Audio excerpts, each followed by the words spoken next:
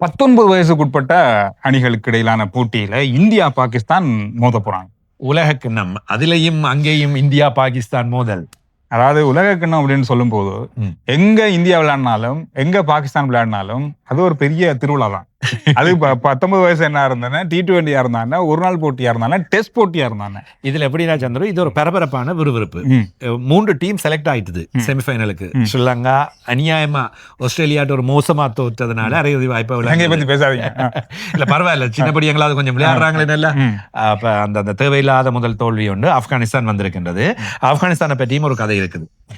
T20 உலக கிண்ணத்துல கடந்த முறை நடைபெற்ற போட்டி, சாம்பியன்ஸ் ட்ராபி, உலக கிண்ணம், இது எல்லாத்துலயுமே ஆப்கானிஸ்தான் முன்னணியில நிக்குது.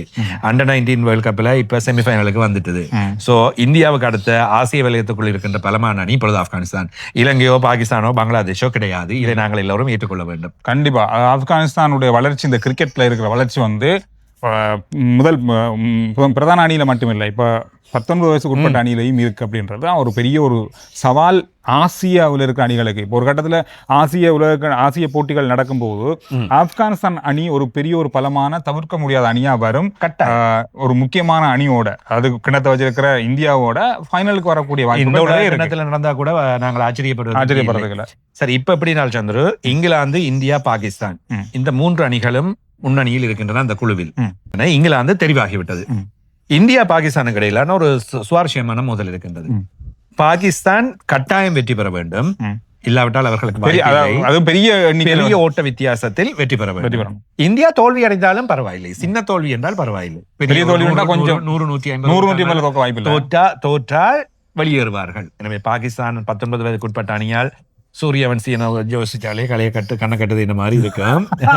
அது மாத்திரமல்ல, மலோத்ரா இப்படி அட்டிக்கு வச்சிருக்கின்றார்கள். எல்லோருமே 19 வயதுக்குள்ளேயே இப்பொழுது அதிரடி காட்டுகின்றவர்கள்.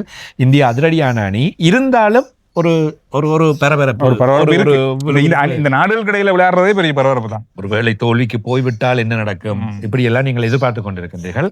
ஓட்ட நிகர சராசரி வேகத்தில் யார் தெரிவு செய்யப்பட போகின்றார்கள் என்பது முக்கியம். இதேவேளை இந்தியாவை பொறுத்தவரையில் முதலாவது இடத்தை பெற்றுக்கொண்டால் ஆப்கானிஸ்தானை எதிர்கொள்வார்கள். எனவே அது கொஞ்சம் அவர்களுக்கு ஈஸியாக இருக்கும். 2வது இடத்தை பெற்றால் ஆஸ்திரேலியாவை எதிர்கொள்ள வேண்டும். எனவே இந்த பிரச்சனைகளுக்காகவும் இந்தியாவுக்கும் இந்த போட்டி முக்கியத்துவம் வாய்ந்ததாக அமையும்.